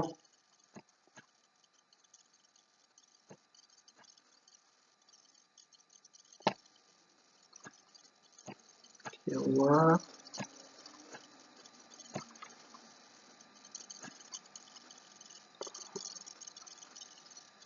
Aqui é o B. E aqui é o grupo R que migrou. Tudo bem? Então esse seria o produto tal qual o rearranjo ali que a gente apresentou pelo movimento das flechas. Tá? Só que vocês têm que ver que esse ânion aqui, na verdade, né, é uma forma de ressonância do ânion que está desenhado embaixo. Né? É só imaginar que esse ânion alila aqui, né, ele está deslocalizado. Tá? Então, são só estruturas de ressonância. Tudo bem? Porque se a gente olhar só para essa molécula desenhada aqui na direita, né, a gente teria a impressão que a ligação dupla não está participando, porque ela não está se movendo. Não, ela está sim. Só que a gente obtém uma forma de ressonância, né, que depois, bom, teoricamente, a ligação dupla ali está deslocalizada. Então a gente pode desenhar de uma maneira ou de outra, que são equivalentes. A ligação dupla está sim envolvida no processo. Tá? E de maneira análoga, por exemplo, vamos avaliar essa molécula aqui na esquerda mais embaixo, né, que é um sistema catiônico, que você tem também uma ligação sigma aqui, né? Que a gente está mostrando de maneira explícita o par de elétrons associado a ela, seguido por uma ligação dupla, né? Depois outra ligação dupla, tudo bem? E depois o cátion, né? Que está conjugado ao sistema, mas não contribui com nenhum elétron. Então esse sistema ele também possui 6 elétrons, né? 2 por cada dupla mais 2 da ligação sigma, né? E no rearranjo sigmatrópico envolvendo essa molécula, se processa também de maneira supra-supra. E aí a gente pode associar também, né, que essa ligação sigma está atacando o cátion aqui, né, enquanto você tem a migração concomitante das ligações duplas, né, para cá e depois para cá. Tudo bem? Aí originalmente você forma um cátion, né, nesse carbono aqui. Mas pelo mesmo argumento que a gente discutiu antes do ânion, né, que você está em estrutura, você está em ressonância com outras estruturas, né, as ligações duplas podem se deslocalizar e depois o cátion ele aparece tal qual como está desenhado nessa estrutura aqui. Tá? Justamente porque são formas de ressonância. Tá bom? Então não achem que a ligação dupla não está participando do processo. Tá sim, né? Então ela está migrando, só que depois você obtém uma forma de ressonância, né? Que pode ser desenhada de outra forma, tal qual como está desenhado aqui. Tudo bem? Um outro exemplo que vale a pena mencionar é o rearranjo sigmatrópico 2,3 de Wittig, né? A gente começou essa aula de hoje, né, falando sobre o rearranjo sigmatrópico 2,3 de Wittig, né, de um ânion formado em alfa, um oxigênio, né, de um éter alila, tudo bem? É formado a partir da desprotonação em alfa aquele oxigênio. Só que a gente também pode ter esse rearranjo 2,3 de Wittig, né, tá? Num sistema só que contém carbonos. E esse rearranjo ele é chamado de 2,3 porque justamente essa ligação sigma aqui marcada em vermelho, ela se quebra, né? E ela migra para esse carbono 1 aqui, enquanto o ânion no carbono vizinho, né, ataca o carbono 3, né? Esse ânion aqui, vou circular para vocês. Esse ânion aqui ataca o carbono 3, né? E promove o rearranjo da ligação dupla, conforme é mostrado aqui pelas setas. Tá? E aí a nova ligação dupla, né? Ela está ligando as duas subunidades aqui, né? Subdomínios, né? Pelos carbonos 2 e 3. Tá? E aí percebam, né, que esse rearranjo ele também envolve 6 elétrons, né? 2 elétrons dessa ligação dupla, 2 elétrons dessa ligação sigma marcada em vermelho que vai se quebrar, e 2 elétrons aqui do ânion. Tá? Então, 6 elétrons, procedendo de maneira térmica, né? Ela é então um processo supra-supra. Tudo bem? Então agora vocês já estão craques, né, das posições sigmatrópicas envolvendo íons. Tudo bem? Beleza, vamos continuar. Ok, vamos fazer agora um comentário ah, sobre os rearranjos supra-antara. A gente viu que quando eles são supra-antara, eles podem também ser antara-supra. E que muitas vezes a gente não consegue determinar qual é o fragmento que está reagindo de maneira antara e qual está reagindo de maneira supra, né? Ou vice-versa. Então, um caso específico que, na verdade, a gente pode discriminar quem está reagindo de maneira antara em relação ao outro que está de maneira supra é o exemplo que a gente vai falar agora, né? Tá? Então, por exemplo, se a gente considerar as regras de seleção, né, para uma transposição sigmatrópica 1,3 térmica, né, ela normalmente envolve, né, ela vai envolver 4 elétrons, né, e as regras de seleção falam para a gente que essa reação tem que ser supra-antara. Tudo bem? Então, se a gente considerar ah, justamente isso que eu acabei de falar para vocês, né? Que muitas vezes a gente não consegue dizer se ele é super em relação ao polieno e entrar em relação ao outro, ou vice-versa, né? Em alguns casos isso é possível, tá? Então a gente pegar esse sistema aqui como exemplo, né? E fazer o rearranjo térmico dele, né? Que normalmente aqui nesse caso precisa de 300 graus Celsius, né? A gente vê a passagem dessa estrutura escrita na nossa esquerda para a estrutura agora desenhada à nossa direita. Se vocês pensarem, né? Nesse rearranjo total, né, a gente vai realmente clivar essa ligação aqui, um, linha, né, e vai formar a ligação agora com átomo 3. Então, isso aqui é um exemplo de sigmatrópica 1,3, né? Tudo bem? E como a gente mencionou, tem que ser suprantara, tá? Pelas regras de seleção, porque é um processo térmico. Se você olhar os estados de transição, para esse ser antara em relação ao polieno aqui de 3 átomos, né, a esse fragmento, para se antara em relação a esse fragmento aqui que eu estou ressaltando para vocês, né, a gente teria que fazer com que esse carbono aqui ele migrasse aqui por cima, tudo bem? Como a seta está mostrando. Tá?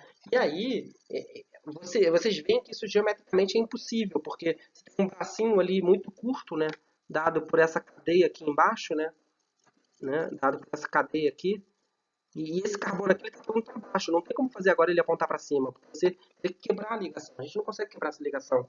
E esse comprimento de ligação aqui, uma única ligação, né? Você não consegue fazer ele dar a volta por cima.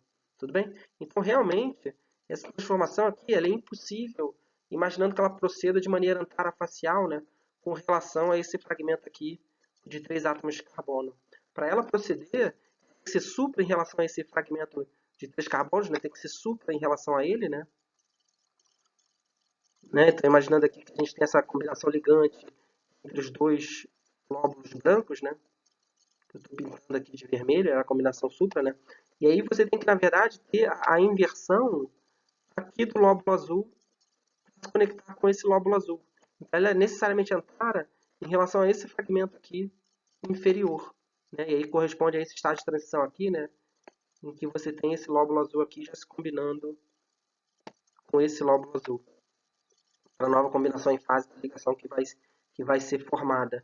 E aí, como vocês veem, né, o que a gente falou, né, quando você tem essa inversão em relação ao carbono que está migrando, você inverte a estereoquímica. Então, no carbono inicial você tem o deutério, né, apontando aqui para fora, né, tem o deutério apontando aqui para fora. Nessa transformação antara-antara aqui, o deutério ele vai ter que estar, aqui você está invertendo, né, o deutério está apontando aqui, né, para o lado oposto, né, nesse caso. Né, ele continua apontando para fora, mas vocês vejam que a gente inverteu a estereoquímica dele, né? Ele está apontando para a direita, agora está apontando para a esquerda, né? Tá? É isso que eu quis dizer. Tá? Nesse caso, a migração antara só pode ocorrer em relação a esse braço menor aqui na parte inferior, né? Desse anel de 5 membros. Tudo bem? Por uma limitação geométrica, né? Então, esse é um caso. Em alguns casos particulares, a gente consegue definir, né, qual é o fragmento do polieno que está reagindo de maneira supra e qual que está reagindo de maneira antara. Tudo bem? A gente até falou de alguns casos anteriores ali, por exemplo, o caso de uma transposição envolvendo um orbital com hidrogênio, né? O hidrogênio necessariamente é supra, né? Então, alguns casos muito específicos a gente consegue, tá bom? Mas isso aqui é só um exemplo ilustrativo aí, tá? Vamos dizer, de novo, né? De uma exceção à regra, né? Tá? Mas em geral a gente não consegue discernir realmente. Tá, vamos adiante. Ok. Então, a gente chegou agora finalmente no nosso último slide. Eu queria fazer alguns comentários gerais para vocês sobre a transformação sigmatrópica 3.3, que é de longe o rearranjo sigmatrópico mais comum que existe, né? E que vocês vão encontrar naturalmente, né, pela frente de vocês. O rearranjo sigmatrópico 3.3, ele envolve 6 elétrons π, tá? E é promovido de maneira térmica, né? Tá? Aí, de maneira térmica, ele ocorre de maneira supra-supra. Tudo bem? Então, isso é uma maneira fácil de vocês lembrarem até toda a tabelinha associada à regra de seleção. Para vocês terem em mente o quê? Que o sigmatrópico 3.3 é o processo mais comum. Tá? Por que é o mais comum? Vocês encontram frequentemente aí nas reações orgânicas e na natureza. Porque ele é o mais fácil de ocorrer. Por que ele é o mais fácil de ocorrer? Porque é um processo supra-supra.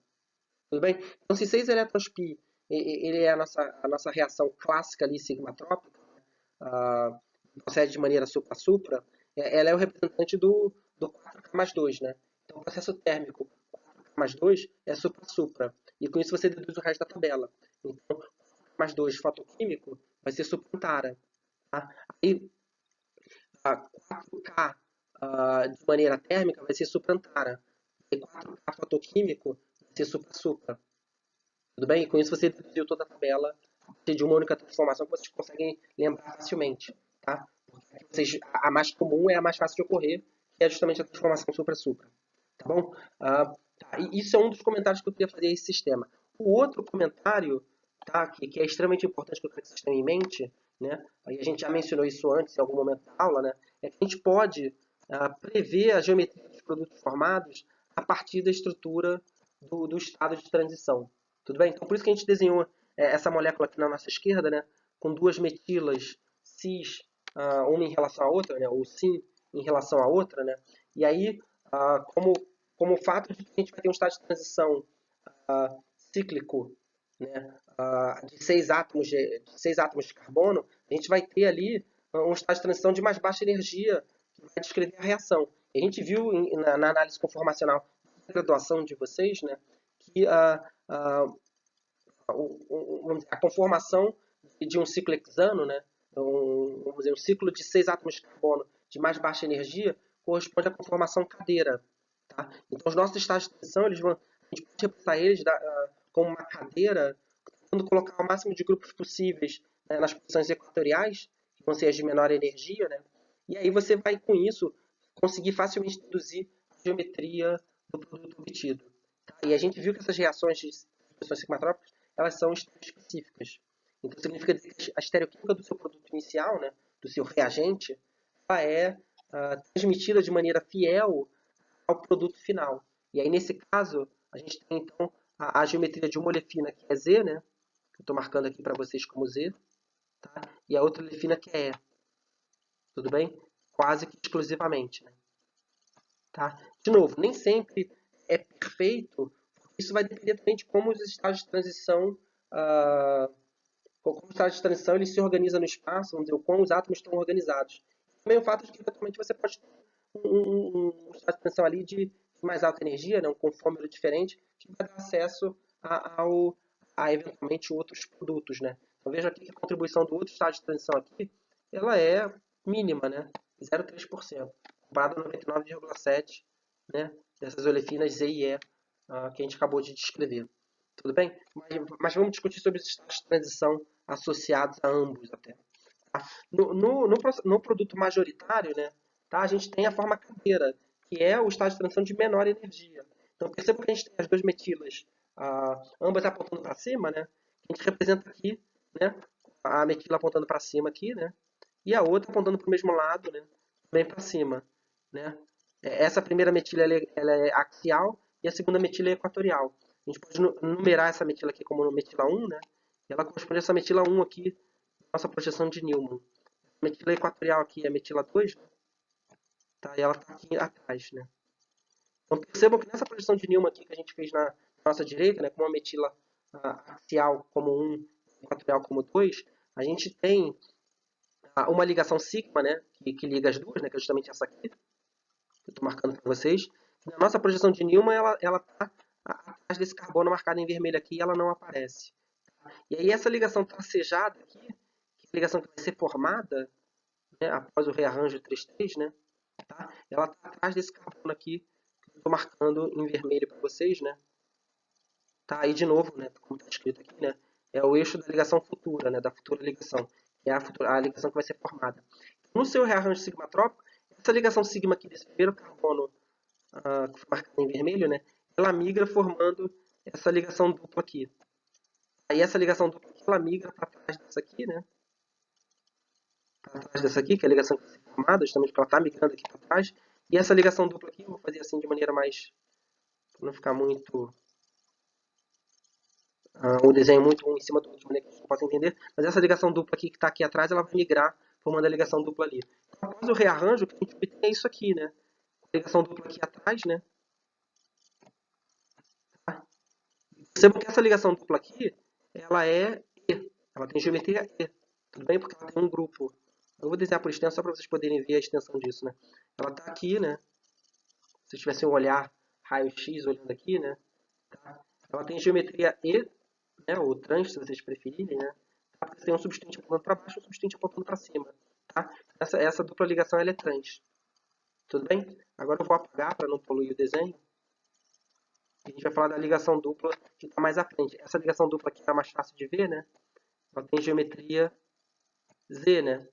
Tem aquilo aqui para cima e outro grupo aqui para cima. Tá? Geometria Z ou geometria cis, se vocês quiserem chamar, né? Tudo bem? E elas correspondem bem a isso aqui, né? Tem uma geometria Z, né? Cis, e uma geometria E, né? Ou trans, como vocês preferirem chamar. Tudo bem? Então percebam que só para a gente fazer esse estágio de transição do tipo cadeira, a gente consegue deduzir facilmente a geometria das olefinas que são formadas no seu produto majoritário.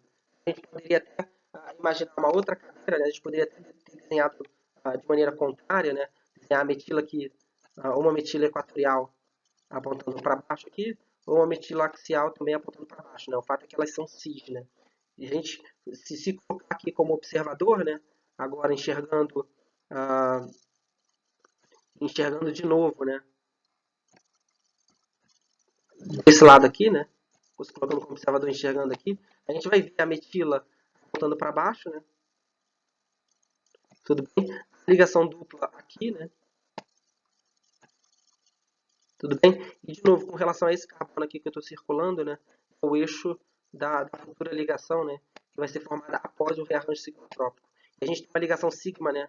Nesse carbono aqui, conectado com o carbono de trás, que está carregando a metila axial para baixo, né? Que corresponde a essa ligação sigma aqui, né? Tudo bem? E aí, quando a gente faz o rearranjo, né? De novo, essa ligação dupla ela vai migrar aqui para o meio, né? Para a parte de trás aqui da ligação do carbono. Essa ligação dupla vai migrar, perdão, vai migrar para cá, né? Isso mesmo. Tá? E essa ligação sigma que está aqui, ela vai migrar aqui para o lado.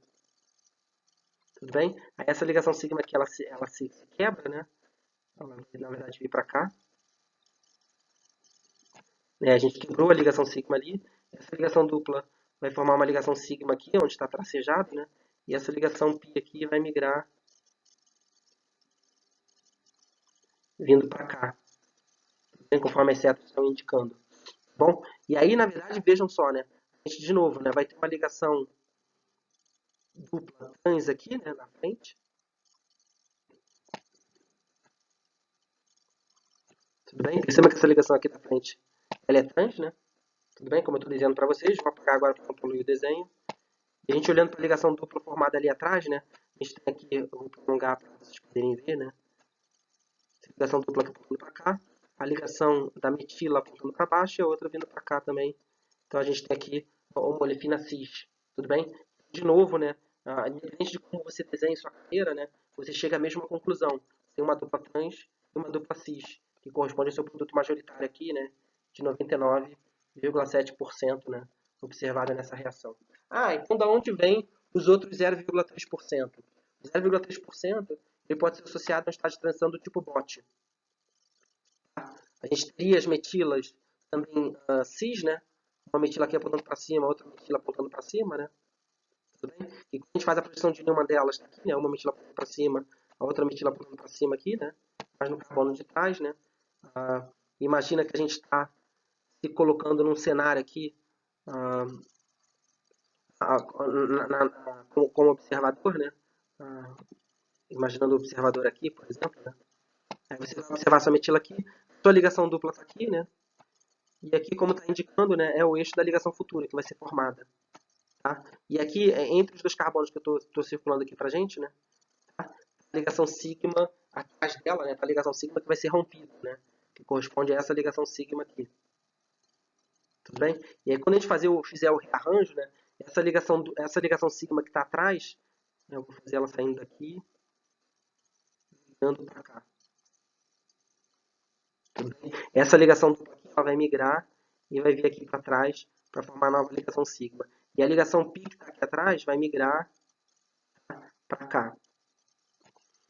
Tudo bem? Então, com isso, bom, é bom que vocês observem isso. Com isso, agora eu vou desenhar por cima disso aqui. Então, vou apagar para que vocês já viram o que eu falei, né?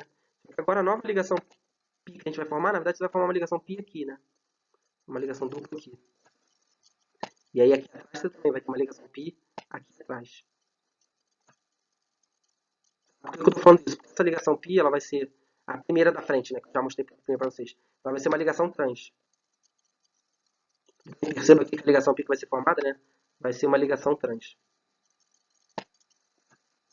Tudo bem? Então, uma é a ligação E. Eu vou apagar aqui para não fluir. E aí a ligação π atrás que eu mostrei para vocês, ela também vai ser trans. Porque ela está prolongando aqui, né?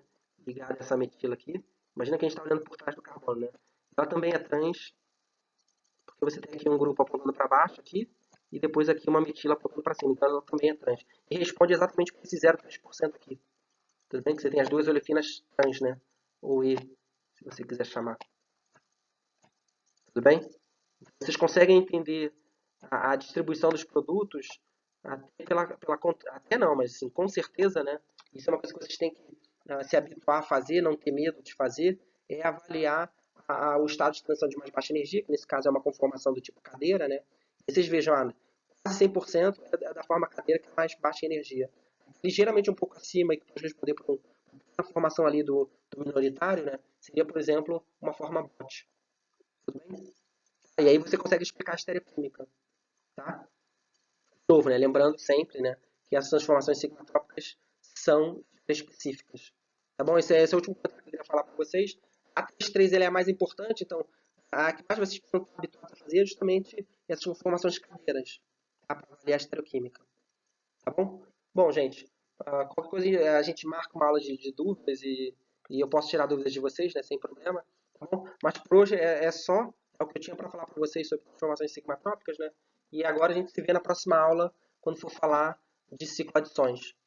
Tá bom? Então, obrigado pela paciência, pela audiência, né? E até a próxima.